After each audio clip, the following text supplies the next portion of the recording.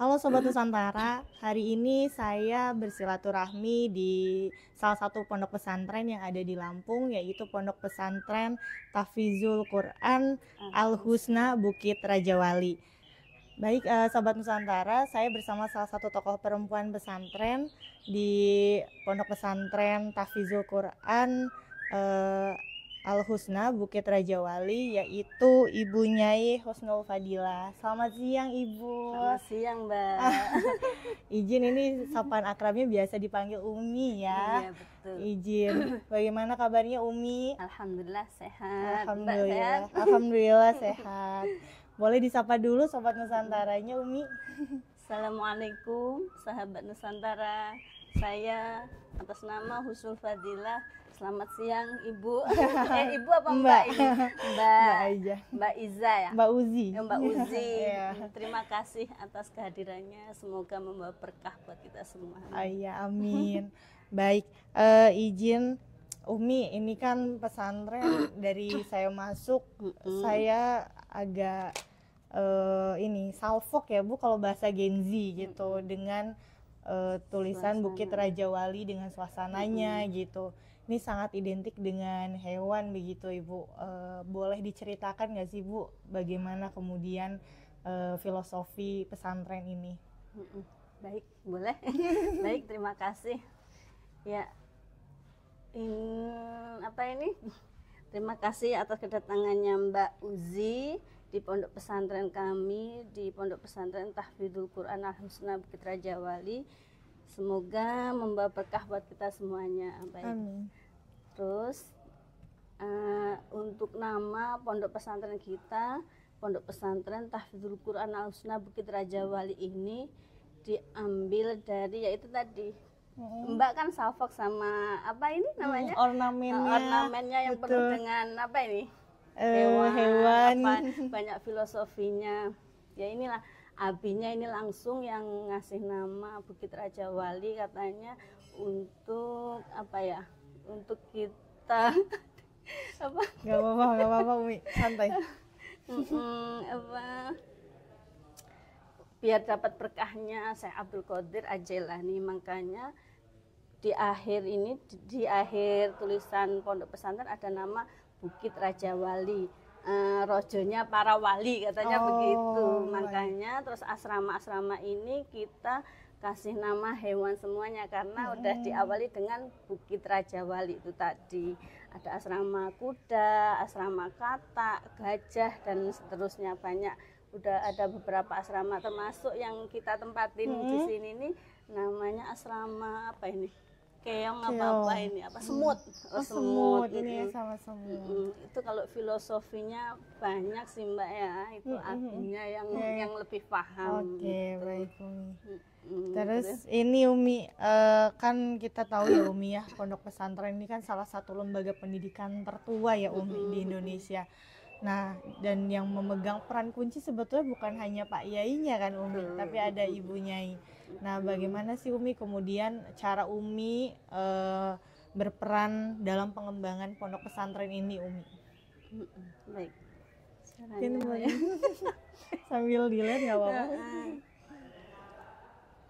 Ya ini khususnya untuk saya sendiri bantu abinya di bagian tahfizul Qur'annya Mas Mbak, di bagian untuk para santri menghafal Qur'annya.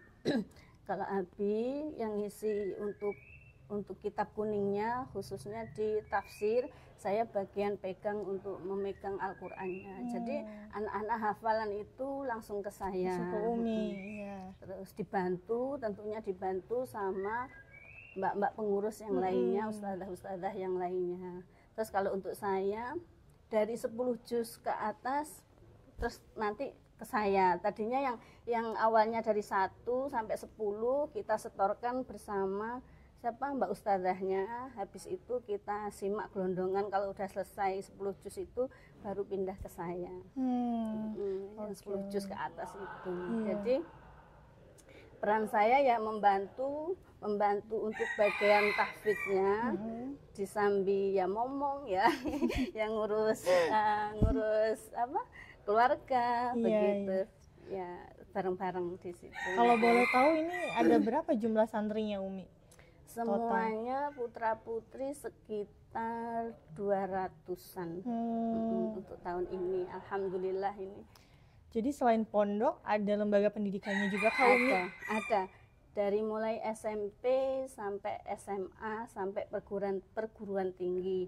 Perguruan tinggi kita punya Abah Fauzi yang ketua yayasannya ini kebetulan abinya sendiri begitu di Pondok Startek ini Setit Pringsewu. Kita nginduknya di situ.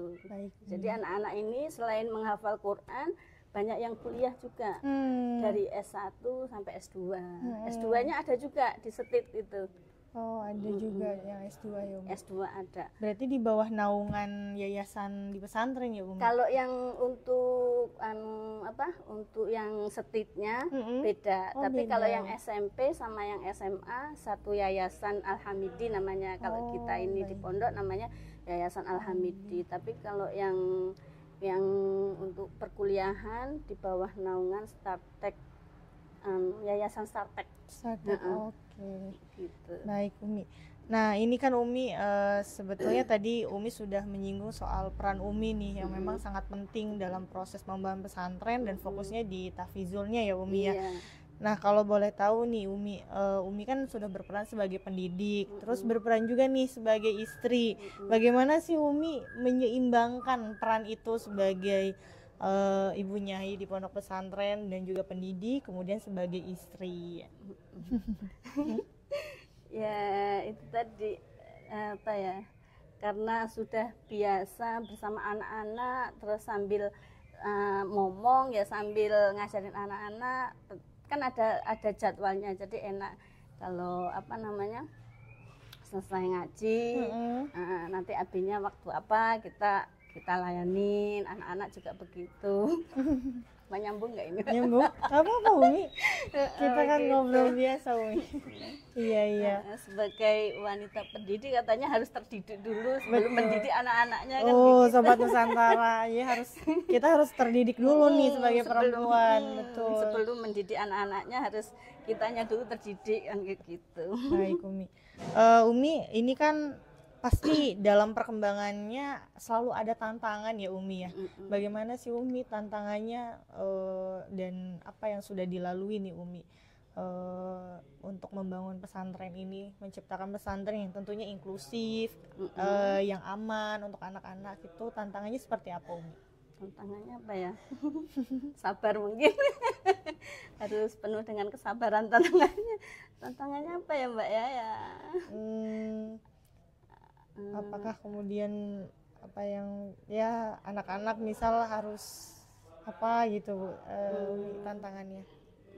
Tantangannya ya sebenarnya banyak kan ya, tergantung kitanya bagaimana untuk penyelesaiannya kan begitu.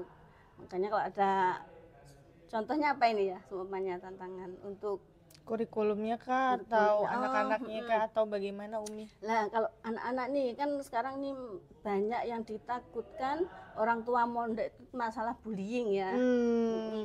Nah kita alhamdulillah pondok kita pertama kali ada pendamping hukumnya. Luar biasa Umi. Namanya Bapak Tubagus Nasarudin SH. Itu pendamping hukumnya. Alhamdulillah pondok sudah mempunyai itu pendamping hukumnya, makanya kita dibantu sama itu Bapak Nasarudin itu. Jadi memang untuk membuat pesantren ini aman, pondok pesantren sudah kolaborasi dengan pihak luar ya, Umi ya, untuk menjamin keamanan. Karena yang sangat diresahkan para orang tua itu yaitu bullying. Terutama bullying banget itu. Di mana-mana pasti ada ya Mbak yang namanya ini. Makanya kita antisipasinya di situ.